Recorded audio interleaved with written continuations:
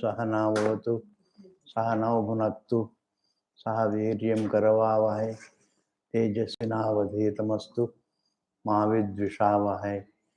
ओम शांति शांति शांति। श्रुति स्मृति पुराणानाम् आलयं करुणालयं नमामि भगवत्पाद शंकरं लोकशरणं शंकरं शंकराचार्यं केशवं बादरायणं सूत्रभाष्यकृतौ वंदे भगवन्तौ पुनः पुनः। Hari Om Ji. Today happens to be Friday, so we are doing Upadesha Sahasri.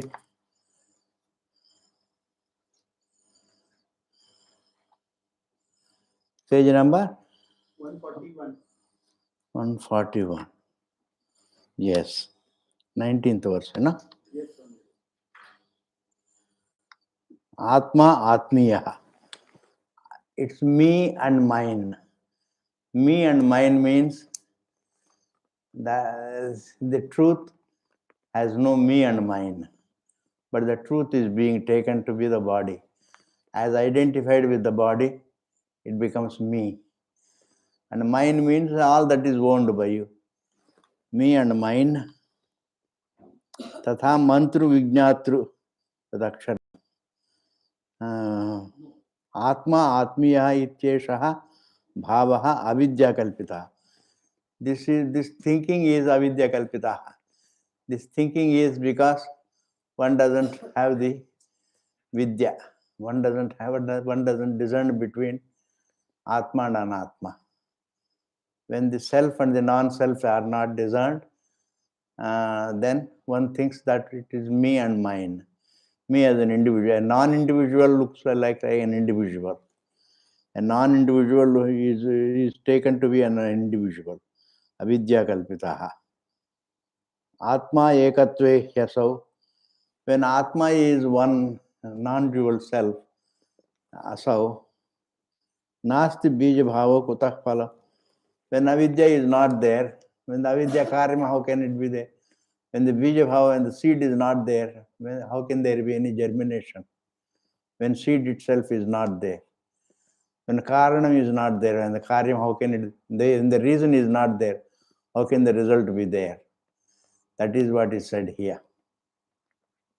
When avidya is not there, avidya kalpitam also, avidya, when the reason is not, when the avidya is not there, then the avidya born feeling that me and mine are not there. Me and mine are there only because of avidya, non-discerning. When the discerning is done, when the avidya is gone, along with the avidya, the result also is gone. What is the result? The feeling, the I and the mine also are gone. And therefore, Shanti Bija Bhava Kutah Phalam. When the Bija Bhava is not there, Kutah Phalam, how can there be any fruit? When the seed is not there, how can there be any fruit? Atma Hyatmiya Ityeshaha Bhavaha Avidya Kalpitaha. Avidya Kalpitaha, this is me and mine. The unlimited is mistaken to be the limited place. The timeless is mistaken to be the time bound. The body free, embodiment free is mistaken to be the embodied. And therefore, it is a contradiction to have the feeling that I am this body. This is a contradiction. This thinking is a contradictory thinking. I am this body is a contradictory thinking. I is the subject, and the subject is not objectifiable, and therefore the body is objectifiable. Between the objectifiable and the non-objectifiable, I am this is an identification of the non-objectifiable with the objectifiable, and therefore it is a contradictory thinking, and therefore the whole humanity lives in contradictions and in contradiction about themselves. And therefore this is what is called self-misconception, self-contradiction. And this self-contradiction, because of this self-contradiction, man is punished by sorrow, struggle, jealousy, hatred, etc. Everything is painful. And therefore samsara is the result of this ignorance. The samsara is the result of this identification. I am this and this is mine. Avidya kalpita. This contradiction creates pain. Atma, and it is being, this contradiction is put in different terms. Atmaha, Atmahi, Atmiyaha. I am this body, this is mine. This is called Atmiyaha. Atma, Atmiyaha. Ityeshaha, this Ityeshaha Bhavaha. This feeling, Avidya Kalpitaha, this is born of ignorance. Avidya Kalpitaha, this is born of ignorance. Atma Ekatve Hyasau. When the Atma is non-dual, Nasti, this Bhava is not there. When the Atma is non-dual, this Bhava is meaningless. This Bhava is a contradiction. What is this Bhava? That I am an individual and that I have many things to own, and this is a contradiction. And therefore, sorrow is what is called punishment. Every contradiction has to be followed by punishment. Every contradictory thinking, as if you feel jealous of somebody, you are burnt more about it. Is a contradiction. Everybody has a right to grow, and if you feel jealous of somebody, that is a contradiction. Somebody, that is a contradiction. If you are angry with somebody, that is for no reason, it is a contradiction. If you have a desire, that is a contradiction. Desire also is a contradiction, because all that you want is through the desire is happiness, and that peace is your nature. Instead of recognizing, you want to struggle for it, you want to seek it, you want to search for it. And that is a contradiction. If you want to search for space, that is a contradiction, because you are already in space, and therefore if you are searching for space, then that is a contradiction, and therefore contradiction is followed by dukkha.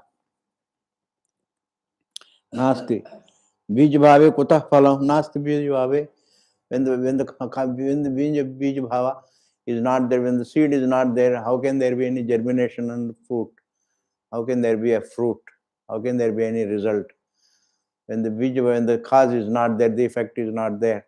When the result is not there, when the reason is not there, the reason is avidya, and the result also is not there. When the reason is not there, the result also is not there. And therefore, here it is said, Nasti bija bhavaha kutah phalam. Bija bhave, bija abhave. Bija abhave means when the bija is not there, kutah phalam. How can there be any germination? When the seed is not there, how can there be any germination? That means what? When there is no contradiction, that contradiction has to be corrected. It doesn't correct itself. No mistake gets corrected by itself. Every mistake has to be corrected. And therefore, because every mistake has to be corrected, this mistake also needs to be corrected. And rebirth is nothing but the continuity of this contradiction. Rebirth is nothing but the continuation of this contradiction. When a person is reborn, it is nothing but the continuation of the contradiction. He dies in the contradiction. He is born in the contradiction, and he grows in the contradiction, and he dies in contradiction. And that contradiction, continuity of the contradiction is called the rebirth, nothing else. Continuation of the contradiction is called the rebirth. In my language, in my thinking, it is that. Contradiction is not, even though it says it is the law of karma, etc. But the law of karma comes later, Ji. But fundamentally, it is the contradiction. Because of the contradiction only, I am an individual. I am a human being. I am an individual. As an animal, I am an individual. As a human being, I am an individual. As a cow, I am an individual. As a dog, I am an individual. Individuality is exactly what is called, is the result of contradiction. The unlimited is mistaken to be the limited, and that mistake cannot be contradicted, cannot be corrected by time. Time cannot correct it, cannot wear out in time, and therefore the contradictions don't get corrected in time. They don't wear out in time, and therefore it is said you have to correct this contradiction. but generally it is not contradictory, it is not corrected. And therefore man is born in contradiction, grows in contradiction, and dies in contradiction. And therefore when a person is reborn, it is a continuation of contradiction. And therefore that is why it is said here, bija bhave kutah phalam. And the next verse is drashtru shrotru tatha mantru.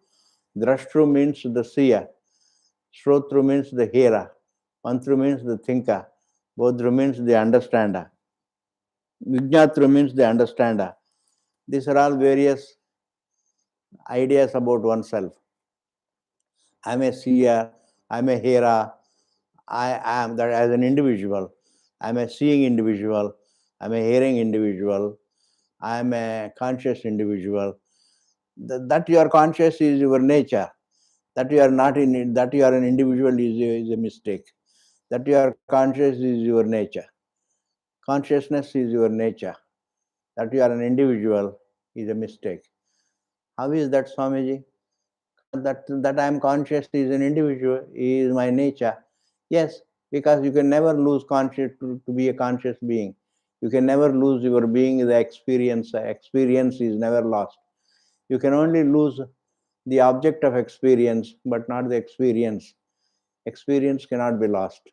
And therefore, when you wake up from the dream, the dream is gone, but your experience that is not lost. Is not lost. Your experience is not lost. When you wake up from the deep sleep state, the deep sleep state is gone, but your experience is very much there. The object of experience is lost, but then you cannot lose experience. The experience is yourself. Anubhava Swarupaha Atma. Jnana Swarupa, call it Jnana Swarupaha, call it Anubhava Swarupaha, it is the same thing.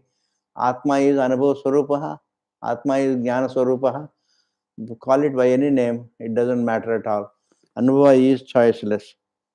Nasti bij bhave kuta phalam, that is over. Drashtru, Shrotru, Tatha Mantru, Vijnatru. Em Tadaksharam. All of them, that I am the seer, that I am the hearer, that I am the thinker, that I am the understander. This is all nothing but Aksharam, the imperishable being. It is the imperishable being that is seen as, it is the truth that is seen as the seer, the hearer, the taster, the toucher, the smeller, the thinker, the understander, etc. And otherwise, that I am an individual is a mistake. That I am the body is a mistake. Even to mistake that body, I have to be conscious, and therefore consciousness is my nature. Even to make a mistake, I have to be conscious, and therefore that I am conscious is more fundamental than the mistake. And therefore, even to make a mistake, even not to correct the mistake, I have to be conscious. You don't expect the table to correct itself. You don't have to you don't expect any inert thing to think. But here, the conscious being is expected to, the Shastra expects us to think and correctly, and correct the mistake. And therefore, that we are conscious is our fundamental nature. And therefore, and that I am the body is only a mistake. And therefore, here it is said, Tadaksharam. It is the imperishable being that is mistaken to be the seer, hearer, taster, toucher, smeller, and thinker and understander.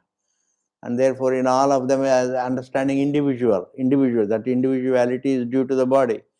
If the body is gone, then there is no individuality. And therefore, in the deep sleep state, you transcend the body, you transcend the mind, you transcend the breath also, you transcend the thought also. You don't feel the body, you don't feel the breath, you don't feel the thought. You have the breath now, you may be, but you don't feel it. When you don't feel it, you have transcended it and you can't even remember it. And therefore, the memory also is gone. You can transcend the memory also. And therefore, you are only Brahman there. You are free from the size, and therefore you are Brahman there. That is why you are serene and you are peaceful there. That is why in sleep is not, generally people call it sleep because they call it sleep, but it is Brahmatvam. But that's not understood by people. But they are not very serious about sleep. After waking up from sleep, they think that they think of the objects, they think of the pleasures, they think of the activities that they have to do, they think of the duties they have to do, but they don't think back about the sleep. They don't think back about the sleep, because in sleep there is, you transcend everything. You transcend time and space. You are not aware of time and space, etc. And therefore when you transcend all this, you are free from the size also. When you are free from the body, you are free from the size. When you are free from the size, then you are unlimited. If freedom from the size is unlimitedness, what else is unlimitedness? Unlimitedness is not bigness, please. Unlimitedness is not bigness. Unlimitedness is not bigness. When you are free from the unlimited limitation, when you are free from the size, you are free from the limitation. When you are free from the size, then you are unlimited. Unlimitedness is not a bigness, and therefore that has to be understood. It's not a hugeness is not unlimitedness. Hugeness is not unlimitedness. Unlimitedness means freedom from size, freedom from the countabilities, freedom from all the individualities, freedom from the individuality. And an elephant also is an individual. Even heavenly denizens, those who are living in heaven, are also individuals. And the individuality is the problem. Individuality is the unlimited is mistaken to be the body. Even the denizens of heaven, they have their own bodies. They have their own individuality, and therefore they also fight. And therefore heaven is not the answer. Heaven is not the answer. Once one being is the answer. You are the answer. When you understand yourself, you are the answer. When you don't understand yourself, you are the problem. And therefore, as Amara teacher used to say, when you are the problem, as Bhagavan Krishna says, you are the problem, you are the answer. If you don't understand yourself, that is, you are the problem. If you understand yourself, you are the answer. And that is what is said here. Therefore, tatha mantru vijñatru iva vijñatreva tadaksharam. Nanyatatosti drashtru.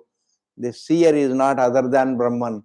The seer it is the Brahman that is seen as the seer. I am seeing, when you say, that seer is not other than the Brahman. Nanyatatosti drashtru. Nanyatatosti shrotru. The hearer is not other than Brahman. Nanyatatosti mantru. The thinker is not other than the truth. The understander is not other than the truth. The searcher is not other than the truth. And therefore, in ignorance, it is all done. Tadaksharam. And drashtru, drashtradi, anyanna.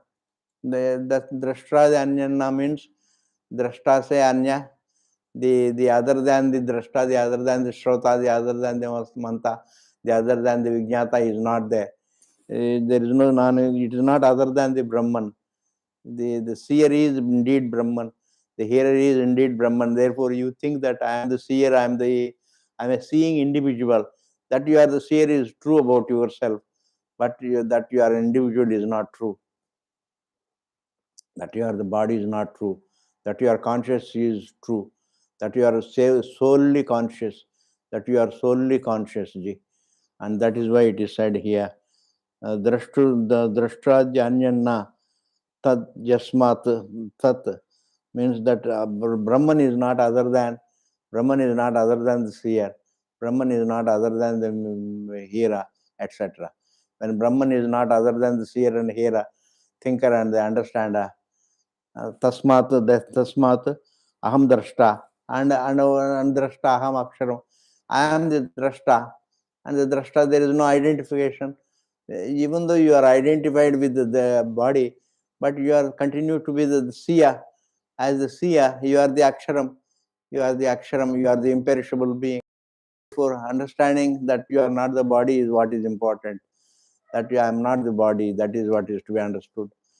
I am not the body means I have no size. People may laugh at Vedanta, but then that is what it is. People may think that it is I am not the form, etc. They think that if I am not the form, then what am I? the thing. I say you are space free, you are size free, you are serenity, you are serenity. Even before the death, that blackout is something that is known to you. The blackout after death is also known to you.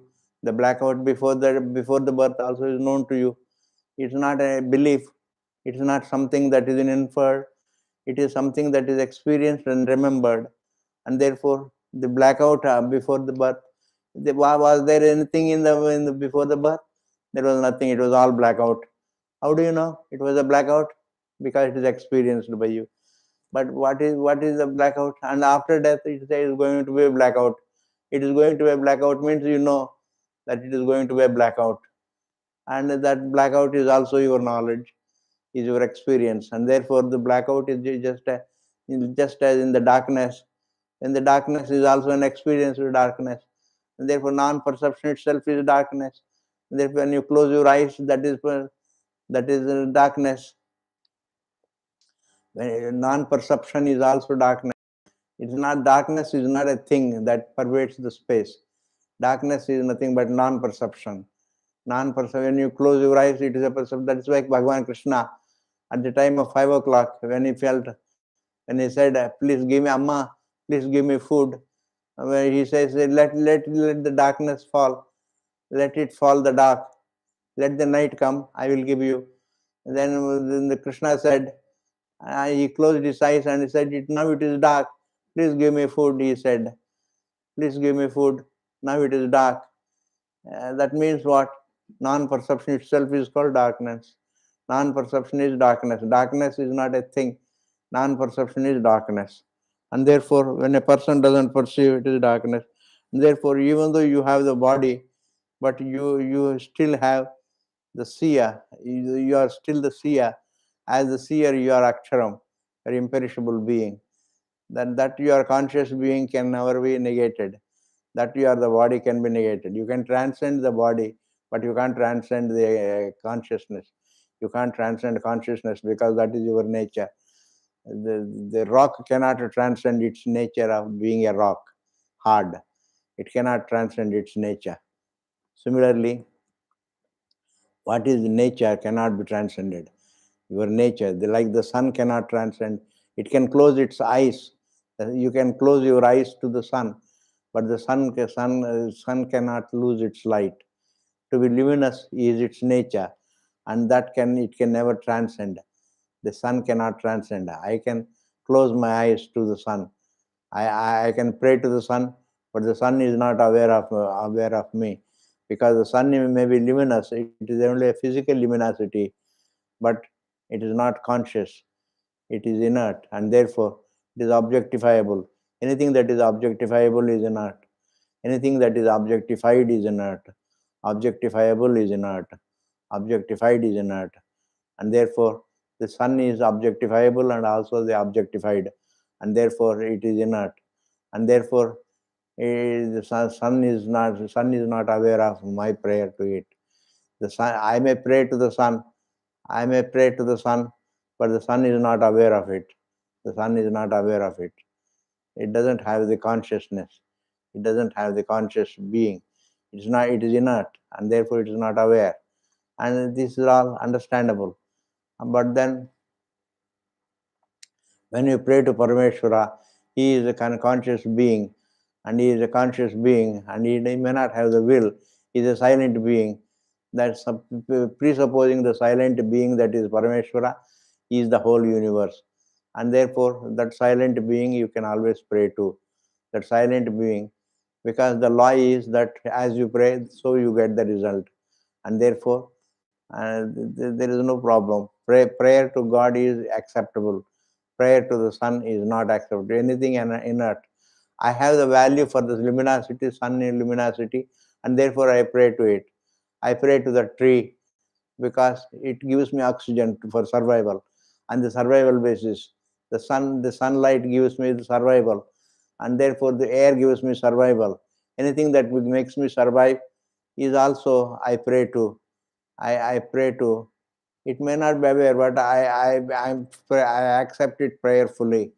I accept it prayerfully, and therefore non-violently. I don't destroy the trees. The tree gives me oxygen, and therefore that oxygen is good for my survival. And therefore, all the five elements I pray to. I pray to even any animal. We as Hindus, we pray to even animals. It doesn't matter, because animals also form they form a cycle. They form an individuals in the chain of what is it called, uh, oh, in the chain of of what is it called, food chain, food chain, it is called food chain.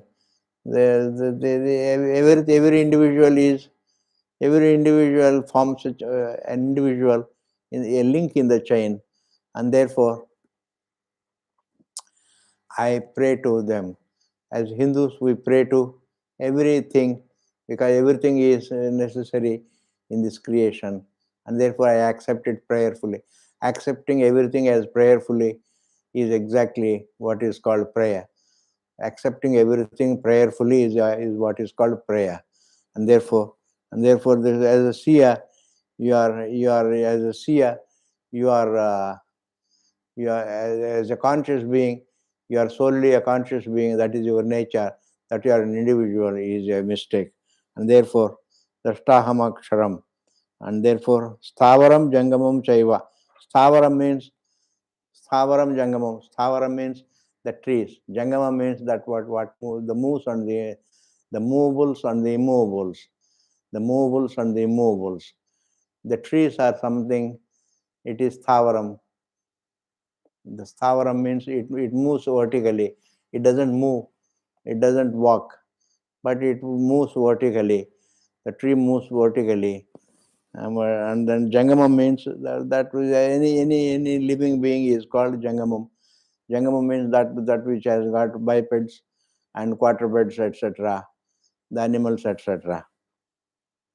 Drashtutvadi Kriyayutam. And they all have the sight, they all see, they all have the knowledge. They're all called Naras. That is why Bhagavan is called Narayanaha. Narayana Mayanam. Narayana Mayanam means he is the goal of all, he is the Swarup of all human beings. He is the Swarup of all individuals. The unlimited is the Swarup, the actuality of all individuals. Drashtutvadi Kriya Yutam. The Drashtutvadi, etc., the seer, etc., the Kriya Yutam, endowed with the act of seeing, etc. Even though it is called Adi Kriya Yutam, it's not Kriya. To be conscious is not Kriya, please. It's not an action. That is your nature. And therefore, to be conscious is actionless. To be conscious, to be related is an action. Relationship is an action. To be conscious is not an action. Drashtutvadi here should be taken as the act of seeing, the act of relationship. Seeing means there is always a seen. Hearing means there is always a heard. And therefore that is a relationship.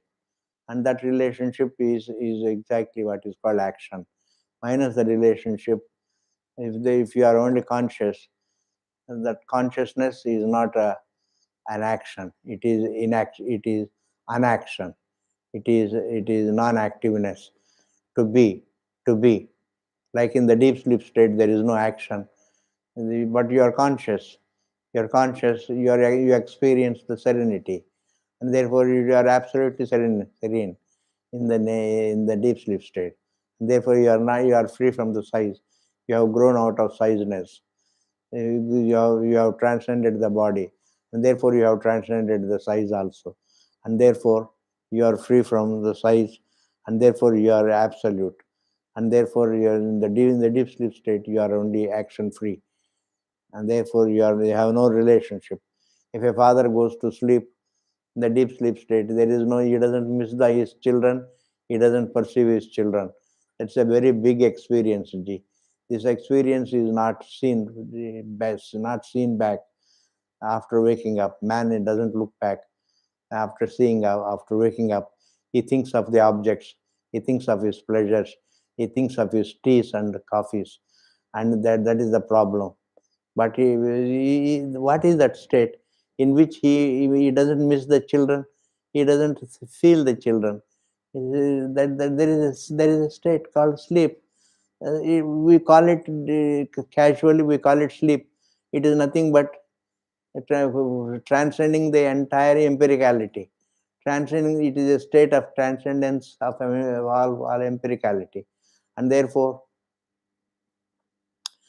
when you transcend all empiricality, you don't miss the body. Even Miss Universe doesn't miss the body.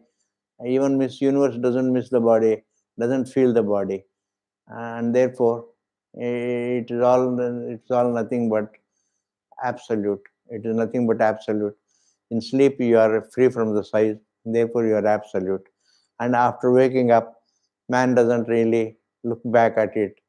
He only thinks of the objects, he only thinks of the pleasures and how to be free from pains. And therefore, there is a distraction in his mind. He doesn't look back. He thinks it is only I am tired and therefore I have a rest. But he casually calls it sleep. He casually calls it sleep. But in Sanskrit, it is called sushupti. Swayam apyuto bhavati. One goes back to one's nature. One's nature is transcending one's size, freedom, one's size. When a person transcends one's size, one is with oneself, and that is size freeness. That is, he stands as unlimited, and therefore he is unlimited only in the deep sleep state. After waking up, man doesn't think of it. Sarvam sarvam aksharam evam atma ataha. Therefore, everything is aksharam. Everything is an imperishable being. Everything is atma. Everything is the self. Sarvasya atma aksharam yaham. I am the self of all. The self of this body is the self of all. The self of my thoughts is the self of all. The self of all, the self of my thoughts is the self of all. And therefore, without being the consciousness, how can I be the self, please? And therefore, the self does not mean anything else. That is why self means consciousness. I am solely the self. I am solely not the body. I am solely consciousness. And that consciousness is called the self. And therefore, the self of this body, the self of these thoughts, the source of these thoughts is the source of the entire universe. Because every object is only a perception. The proof of the building is only a perception. I perceive and it is available for perception for for the universally, and therefore it is universal. It is available for universal perception, and therefore it is only perception. And when I am available for when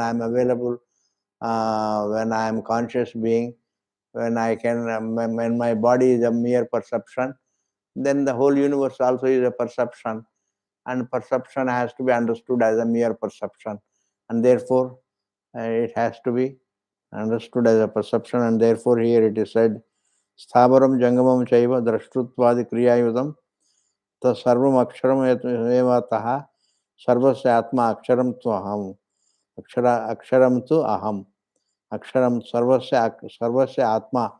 I am the self of all. I am the self of all the imperishable and the being. I am the self of all, the self of this body, the conscious being that is me is indeed the conscious source of the entire universe, Atma Aksharam, and it is imperishable. Consciousness cannot be transcended, and therefore it is Aksharam, it is imperishable, please. What cannot be transcended? Everything can be transcended except yourself, the conscious being. You can transcend the universe, you can transcend the matter, you can transcend the body, you can transcend the breath, you can transcend five elements, you can transcend time, you can transcend space, but you can't transcend the transcender. The transcender, the conscious being, cannot be, consciousness cannot be transcended. And what cannot be transcended is indeed the truth, please. and therefore the truth is not somewhere here or there. So the Bhagavan is not located in space. The space is located in Bhagavan, and therefore Bhagavan is not located in space. He is not located in heaven. He is not located in space. Heaven also is like the earth only, because there also there are denizens, individuals are there, and therefore the individuals exist, occupy space, and therefore they also have individuals. Heaven is not, and therefore their heaven is not the answer, because it's like the earth. The earth is not the answer. When the earth is not the answer, heaven also is not the answer. No realm of perception is the answer. The understanding one's own being is the answer. Understanding one's own being is the answer. And therefore here it is said, Sthavaram Jangamam Chaiva Drashtruttvadi Kriyayotam. The consciousness is not something that is Kriyayotam. It is not an activity. It is Kriyayotam. Even though it is said it is Kriyayotam, it is endowed with the act of perceived consciousness. It is endowed with the act of perception, relationship. Relationship is an action, but consciousness is not an action. Relationship is an action, and therefore, every relationship creates a sukham or dukkham. Every relationship, when the father is there, when the children are there, the children have fall sick, and then you have dukkham. When the children are doing well, then you have sukham, and therefore, in this manner, sukham also is nothing but less dukkham. Please, there is no sukham. Sukham is one's own nature. But dukkham also is, dukkham is, dukkham. Man cannot pursue sukham. Man cannot pursue his nature. His nature needs to be recognized. And therefore, he only pursues. Less dukkham is what is called, less dukkham is what is pursuit. When he says, I want to be happy, he means to say that I want to be less unhappy. That is what he means to say. And therefore he cannot, and therefore to be conscious is not his, to be conscious is his nature. To be related is action. And therefore, to be seer, when there is a seen thing, you are related to the seen. You are related to the heard. You are related to the tasted. You are related to the touch. You are related to the smelled. It is really, you are related to the thought of. You are related to the understood. In this, that relationship is an action, but you are not only a relationship. You are only you are a conscious being. The one who is conscious is also that consciousness. That to be conscious is not activity. To be conscious is not activity. To be related is activity. Relationship is avidya, but to be consciousness is your nature. There is a difference between ignorance born and the nature, please. This has to be understood clearly. Because the relationship is ignorance born, whereas consciousness is my nature. And therefore, even though it is said here, drashtrutva kriya yutam, the seer is related to the Atma is endowed with the drashtrutva, the act of seeing, etc. The relationship is only an act. The consciousness is not an act. And therefore, sarvasya, sarvam aksharameva, everything is imperishable, because everything is made of the imperishable. Everything is imperishable because everything is made of the consciousness. Everything is made of consciousness. And just as a pot that is made of clay, it is called a clay pot. In the same manner, everything that is made of the imperishable, the Lord, the truth, is called the imperishable truth. The imperishable, everything is imperishable because it is made of imperishable. And therefore, sarvam aksharam eva ataha, sarvasya atma aksharam. So aham, I am indeed that sarvam. I am indeed a conscious being. And therefore, the self of all, the self of me, is indeed the actuality of me is the actuality of the whole universe. The actuality of me is the actuality of the whole universe. The actuality is that I am Brahman. and therefore that Brahmatvam is the actuality of the whole universe. The actuality, the size freeness is the actuality. Freedom from the size, freedom from time, freedom from space is the actuality, and that actuality of mind is the actuality of the whole universe. And that is why it is said here. And the more of it we will see in the next class, Ji. Thank you. पूर्णमदः पूर्णमिदं पूर्णात् पूर्णमुदच्यते पूर्णस्य पूर्णमादाय पूर्णमेवावशिष्यते. ओम शांति शांति शांति. सद्गुरु भगवान की जय, गंगा मैया की. Sickness really makes you